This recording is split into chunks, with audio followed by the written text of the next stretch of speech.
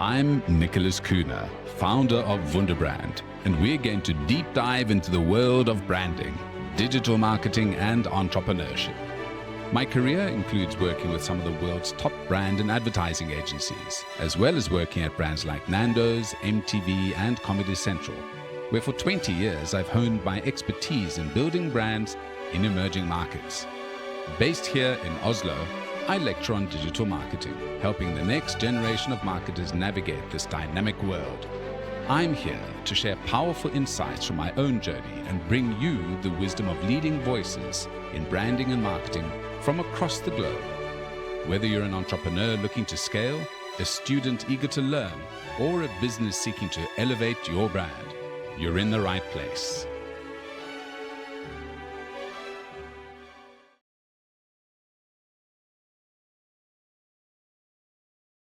Welcome, everybody. We've got Angela Frank, who is a fractional CMO with a decade-long record of generating multi-million-dollar marketing revenue for clients. She's the founder of the Growth Directive, a marketing consultancy helping brands create sustainable marketing programs.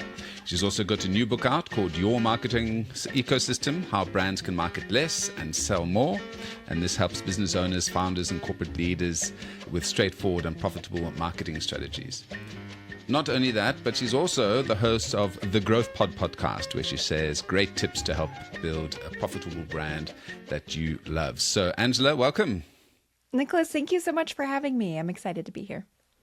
So awesome to talk to other podcast hosts as well, because the conversation flows nicely. So I'm quite pleased to have you on board. Okay, so let's talk about it. I think first let's go a little bit into your background, because I think when I had a look through your LinkedIn bio and a couple of things that you've done, everything talked about growth. Talk to me about that type of role, and I think it's quite useful for folks who are looking for jobs, who are interested in sales and marketing, to think about growth rather than sales. So let's maybe have a look at why a lot of your job titles have growth in them, and why your podcast is called the Growth podcast. Lots of growth all over the place. Growth. So the difference between more traditional style marketing and growth marketing is that you really take this growth mindset and apply it to what you're doing. And the other nuance is that sometimes that SDR, that sales development function, is wrapped into what you're doing in growth marketing. Because once you get a lead, instead of handing those off to the sales team, you as the marketer can own how the reps follow up with that lead and warm them up and then book them for a sales call. So that's really what growth marketing is. And that's a lot of what I've been doing my entire career. So I started out owning my own little e-commerce business, and I did that while my husband was in the military. I had a lot of fun with it, but once he got out, I'm like, business ownership might not be for me. I want to move into more traditional corporate roles. And I had a lot of head of growth roles, marketing director roles, that sort of thing that you were able to see on my LinkedIn. And I realized that the companies that I was working for really didn't need full-time executive level support. What they needed was executive level strategy, but we were able to transition what I was doing into more of a fractional role. And I got back into business doing this sort of fractional support and providing high-level marketing strategy for businesses. This is the best of both worlds, because your budget is being used in the most impactful place to grow your business. And you still have high-level support that somebody has been able to see work across different brands and bring that expertise into your business. And so that's what I do now. You must be quite organized to be a fractional CMO and used a lot of technology to keep yourself up to date. What are the kind of tools that you use in your day-to-day life that help make your life more structured? Yeah, my favorite, and this is something I just recently started using, is ClickUp. I'm a big proponent of the second brain, which is basically where you house this huge knowledge system digitally so you can search. And this way, if you are starting a new email sequence or you're doing something that you've already done before, you can easily draw upon this. Previously, I hosted that in Notion, but my team couldn't really adopt Notion in a way that was productive for them. And so recently we switched to ClickUp. So we do that for our project management. And I also store my knowledge base in there because ClickUp has a documents feature that's incredibly searchable. The other thing that I use, and I haven't talked about this much, but I use a plugin for my Gmail called StreakCRM. And I actually don't use a CRM feature. What I use is the snippets feature.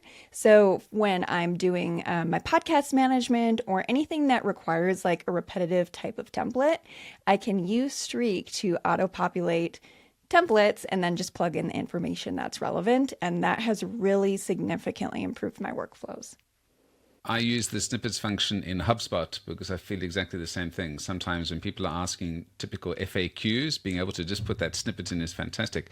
And it's not AI, which is, I think, the big difference. It still comes across as being written by a human being, and it's put in the relevant area. So it's just helps you not have to rewrite all of those basic bits of content that customers are always asking for. Well, that's really cool. So, I mean, there are some great tools out there, obviously, that you folks can have a look at to try and streamline and manage your work a little bit. Now, you've also started a podcast. Let's maybe quickly talk about your podcast, then your book, and then we're going to go into some questions about digital marketing. Yeah, of course.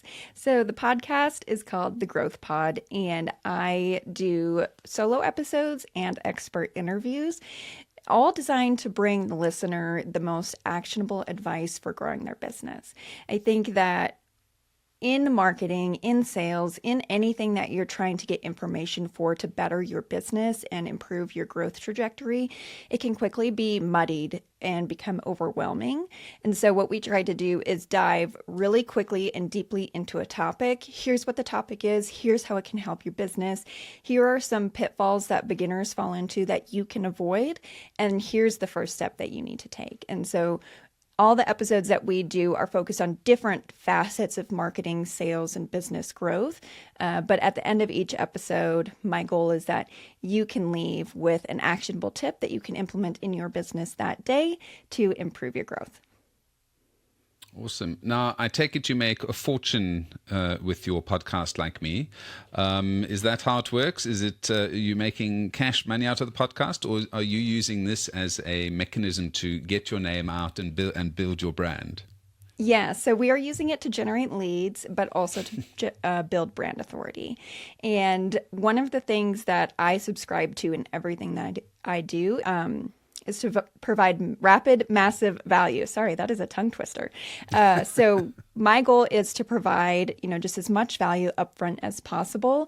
And then when someone is in the stage of their business where they are looking for fractional support, I think you need it from day one, but everybody's business journey is different. Then that relationship will be there and they might feel like I'm the best fit for them. And it's amazing how even if you share your proprietary trade secrets, it doesn't matter because a lot of this information that both of us will be talking about is readily available on the net, but it's the application, it's the specific use case, and you can tell somebody not to put their hand on a warm hot plate, but they still do it, once. And then realize that they shouldn't do that again. Let's talk about your book as well. I take it this is also to build credibility in the market and as a lead magnet, basically. And I think it's important for people who are listening to this, who are running their own business or want to grow that authority, that creating books, having a podcast, creating blogs, creating content where you're giving away value, as you've said, Angela, for free, is a good step in building that credibility in the market. So let's talk about your book, your marketing ecosystem, how brands can market less and sell more. So who is this aimed for? And is it as long as a Tolkien book, or is this something manageable? The book is actually quite small. I don't know if you also do a video podcast. Yeah, we're on video. But for audio listeners, it's only about 100 pages. And it's geared towards business owners, founders, and corporate leaders who are at this place in their marketing where they don't really understand how to unlock that next stage of growth. And the whole concept of the marketing ecosystem is to connect all of your marketing channels together to create synergy in what you're doing, right? You don't want to just have have email marketing as a silo and your ads as a silo and your organic social as a silo. You want to make sure that you're connecting everything together so everything operates as this fully functioning ecosystem. And the tagline, how brands can market less and sell more, really hits at the heart of that. When you connect everything together into this fully functioning ecosystem, you're actually going to end up spending less on your overall marketing, and you will be able to produce more revenue in your sales numbers. It's an amazing thing that I've been able to replicate in many brands, and the book goes over how you can start implementing this in your own business. Excellent. So I'm going to make sure that people get a link where they can go and find that book. So let's talk about growth and sales. And one of the questions I've noted down here is you've managed millions of dollars in advertising for clients. What are some of the key things that you've learned in this process? So there are really two big key things. The first is if I can just quickly stop. Sorry, I should just caveat that a lot of our listeners are not going to be spending millions on advertising just yet. So if we just talk about how, whether you're spending $10,000, $100,000, $1 million, maybe what some of the differences are and some of the pitfalls are that one can avoid based on your experience, Angela. Okay, of course. So when you are setting out to create a successful ad strategy, there are really two key things to keep in mind. And then I will also share how you can scale your ad spend if you're a brand who's spending, $10,000 or less, all the way up to $100,000 or more, even up to $1 million plus per year. So the two key things, advertising is something that takes a long time to get right.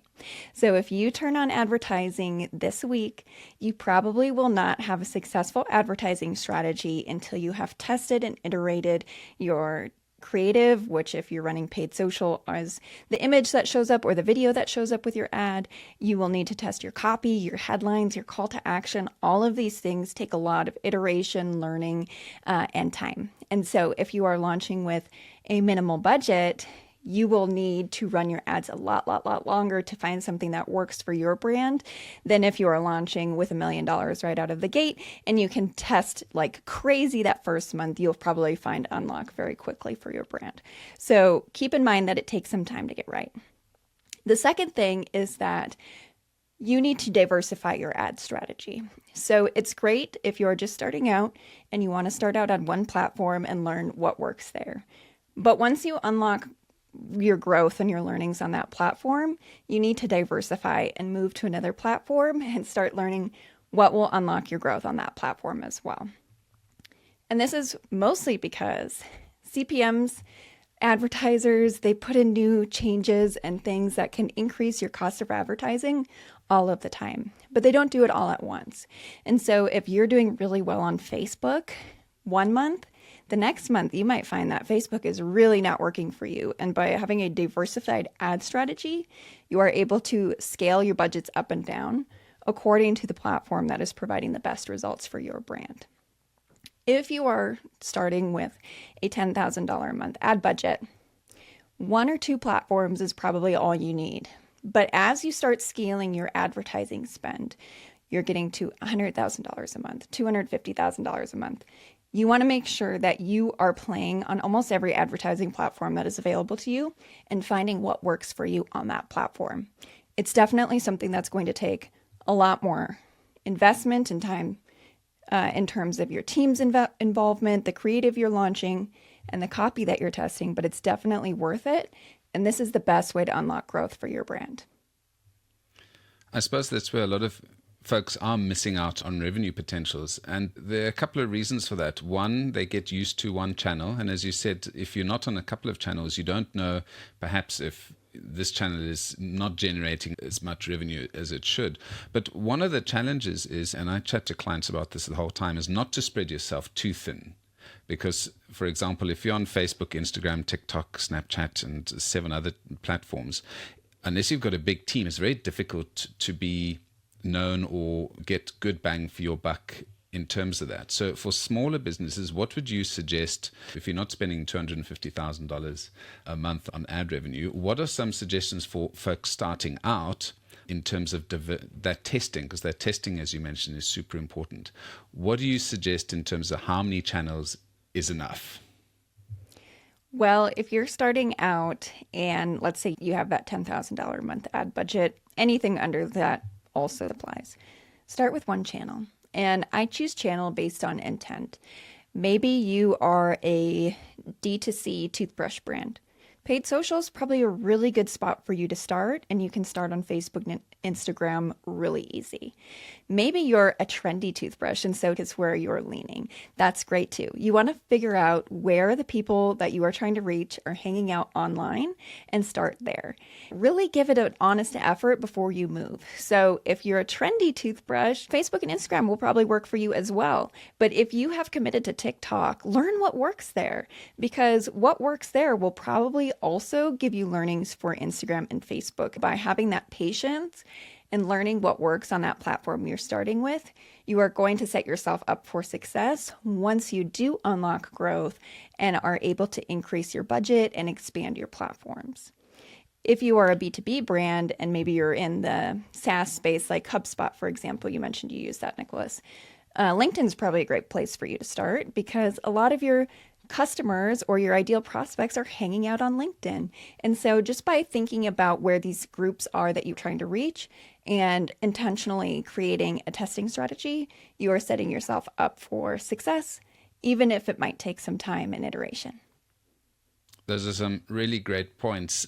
And it takes me into my next question on this, because this is one that I'm very interested in. If you're in a crowded market, so for example, the D2C, the direct-to-consumer toothbrush brand, and there are 400 competitors selling the same thing on TikTok, Instagram, because they know that these are the right channels. How often would you say to customers, let's look at some alternative channels like Pinterest or perhaps other new channels that perhaps don't have as much competition, maybe don't have as many eyeballs, but we could get some more bang for our buck and maybe get customers who are on those channels, but also perhaps are utilizing these newer channels. Yeah. So I love your example of Pinterest because I do think that's a really underutilized advertising platform. I think at the end of the day, if you're looking at a new platform that has allowed advertising, you need to think a little bit about the user journey. So let's take Twitter or Threads, that sort of very short text-based messaging example. People on there want something very quick. So maybe you are advertising a newsletter. That is something that someone can sign up for very quickly. It doesn't require a lot of upfront consideration. You just need to give your email. That's perfect for you. And so when you are validating a new platform, and if it's right, it really is the user journey and the group of people that are hanging out there. If you take Pinterest, for example, I've talked to a lot of Pinterest advertising representatives, and they always love to say that pinners are planners. And so if you have something like maybe like redesign people's homes, you like digitally do it so you can show like, this is what the color of paint will look like on your house. This is how you should do your landscaping to increase curb appeal. There's a company that I'm familiar with that does this. So I'm using them as an example. And this is something that takes a little bit more consideration. Someone is planning this project ahead of time, and they are going to now pin your inspiration and then purchase maybe at a later date. And that's fine because your product requires more consideration. So you really need to think about how this advertising platform fits into your puzzle. Something like Facebook or Instagram, people are more used to seeing an ad for a consumer product and going and making that purchase and then returning back to the platform. I know for like t-shirts or even my toothbrush example, I purchased a toothbrush from an Instagram ad. And so this is something that is really natural to people using those advertising platforms. And so just thinking, I know I've said it, how this fits into your buyer journey and if it's the right group that you're trying to reach. I've got a bingo card, and the customer journey is one of the ones that comes up the whole time. So I love customer journey, and I think and I tell my students as well, if you understand the customer journey, it covers everything in marketing. You'll be able to solve every problem if you have a very strong understanding of the customer journey. Now, the next question I've got for you is talking about measuring the success of marketing campaigns in non-traditional industries. And I suppose this has got two parts to it, because if we look at non-traditional, or let's say traditional advertising, much more difficult to measure that than your click-through rate and leads generated through a campaign. With some of the larger campaigns that you do for non-traditional industries, and you can maybe give some examples of that, how difficult is attribution for the advertising spend that you are sending out there? Yeah, so it really depends on the type of advertising that you're doing and how you're able to attribute. Something like direct mail, for example, it's really simple to include a QR code or a very specific URL that you know you are using only in your direct mail campaign and attribute success that way. But even with something like that, you will have someone typing in your brand name into Google and going completely around what you have set up. And so what you need to do if you're launching a traditional advertising campaign, be it direct mail, traditional TV, billboard, radio, what have you, it's really important that you launch one thing at a time and measure its impact over a period of time. So maybe you're running a 60 or 90-day radio ad. Don't run any other traditional types of advertising during that time, and then measure how your leads generated, your sales numbers and things go up compared to the previous period and the previous year. And by using your data from the previous year, you're able to sort of account for any seasonality during that window. And by comparing to the previous period, you're now accounting for, hopefully your brand is growing year over year. And so you're able to combine both of those trends to see how this traditional advertising has impacted your sales metrics. The other thing I love to do is use specific phone numbers, like tracking phone numbers, things like that. You can use specific URLs, really juicy coupon codes, like say you're selling fitness equipment, for example, and the promotion that you're running is available only through radio, and it's so compelling. That's the key. So compelling that somebody will remember that coupon code and use it at checkout. If it's not so compelling, if it's say $50, whatever, it's not worth somebody's bandwidth to remember that coupon code. And so by using these little tricks and understanding buyer psychology, you're able to attribute success a little bit better to traditional advertising than maybe advertisers of days past. So I love the discussion about data, and a lot of this comes down to really planning, because if you do this as an afterthought, obviously you're not going to get the data that you need. And one of the problems I think a lot of companies have is that they're expecting quick turnaround. You know, they put money in an ad campaign and are expecting delivery that week or within that month. And I often tell clients, generally these things, SEO upgrades, and they take 3 months to really take hold in the market. So marketing is actually a longer term game, which is why your marketing planning is so important. And I suppose why fractional CMOs like yourself are important in terms of being able to understand a whole bunch of different industries and the variances in those industries. Let's maybe talk a little bit about the planning cycle for marketing campaigns and when you can start seeing results. So if we look at traditional ads like you've spoken about now, that's a 3 to 6 month sort of timeline. When it comes to, and I'm not sure how much you do in SEO or on the digital marketing side, but how long, typically should folks run campaigns, for example, to drive awareness? And how long is that planning cycle generally? Yeah, so the answer for this, unfortunately, is it depends. And that's mostly because it depends on your budget. It depends on the size of your awareness at the start of the campaign and just the factors like how big your marketing team is, how much support can go to this campaign. So for a small brand just starting out, unfortunately, it's going to take a little bit longer because you don't have a lot of web traffic. For example, if you're doing conversion rate optimization or you're implementing a new SEO strategy, your traffic's going to be pretty low at the start. And the good news is that's okay because a lot of people start there. Everyone starts there actually. And you can grow over time. And it is a flywheel of growth. So while things are going to be very painful at the start because you're going to see very slow traction, eventually you will pick up that momentum and you will be able to see quicker wins and quicker gains and improvements from what you're doing in marketing. If you're a very large brand and you are doing conversion rate optimization, which is basically changing something on a website, your landing page, for example, to see how that improves or unimproves. That's what you're doing. You're trying to make sure that your tests are improving conversion over time. You'll have a lot of traffic going to that landing page. And so when you are split testing, half of your traffic will go to the changed landing page and half of your traffic will go to your regular landing page in a basic situation. And you'll be able to get enough data to prove statistical significance maybe in a couple of weeks if you're a large brand. If you're a smaller brand, you might have to run that test for 30 days or 60 days or be more comfortable with a lower probability of statistical significance or just more of like a gut check, like, yes, we saw more people checking out on this. We're feeling good about it. We're going to roll out that change. And so it really depends on the size of the effort that's going into it. The other thing that's at play is your team size. Marketing takes a lot of effort to get right.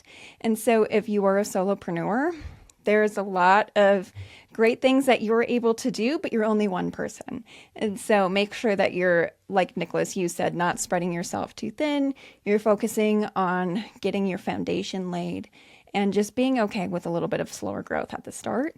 Because again, over time, once you set that foundation and your flywheel is going, you will see more growth over time. Whereas if you have a team of 10 marketers, there's a lot more you could be doing. You can have someone dedicated to your SEO strategy. You can have someone dedicated to your web updates, and you can have someone dedicated to making sure that your ads are performing the best. And you have even more hands than that. If you have 10 people, that's just 3 people. So there's a lot more you can be doing to improve your marketing. So I guess to get back to your question, Nicholas, the planning time depends. If you are, a small to medium-sized business, making sure that you have a really solid plan before you're launching, a solid window where you have things being set up and implemented, and then a solid testing window. I'd say make sure that you have those 3 stages, and then you'll be able to roll it out once you've proven that it's working, or for some things like SEO, when you make those changes, it's already implemented. So it kind of depends on the campaign that you're creating. So I'm very impressed with your answer because I have this terrible habit of putting 3 questions into one question where they should be split up. But you did a fantastic job there, so thanks for bearing with me. One of the points that you made that I love is focusing on specific activities. So you spoke about improving click-through rates and so on. I think one problem companies do is they try and do 10 things at once and they don't know what is giving them that incremental growth. And I sometimes feel that focusing on the foundations of the business, not necessarily doing the sexy stuff, but doing things that are fundamental to the business and improving those is better than adding new things sometimes. So it's basically doing a house cleaning and making sure that your initial ideas and foundations that you've set are actually the correct ones now. And I think a lot of folks forget about that. They just carry on and ignore that stuff that they've swept under the carpet. Yeah, 100%. I think this is something that's also very natural as businesses grow because there are so many things happening. It helps really to just take a step back. I do it once a quarter, go through my whole funnel, make sure everything's working and that the user journey makes sense and that anything that we've implemented is playing into our overall strategy. But even if you are busy and you do this once a year, that's going to be great. Making sure that your foundation, like you said, Nicholas, is laid and functional funnel and everything makes sense is so critical to your business. And this way too, when you go back and go through your funnels, you're able to catch if anything's broken, if any messaging is outdated, because it's really easy to forget that the third email in your welcome sequence talks about a product that you no longer offer. And so making sure that you're just laying the foundation and then checking up on it periodically to make sure that nothing is shifted or is out of place. And if it is, go ahead and take some time then to correct it. Absolutely. I think that's one of the valuable things I've learned in business is just to go and have a look at what I've originally done. And as you said, maybe that second email is the one that is messing up your funnel completely. So, I mean, we could talk on for the rest of the evening, but I think let's do a little call to action, because I think people are probably raring to go to improve their business and focus on some growth marketing and listen to your podcast. So where can I send them, Angela? Yeah, so if you want actionable tips for your business, you can find me on the Growth Pod. That is growthpod.fm. That is the web address. So you will find links to all your favorite podcast players there. And I'd love to have you.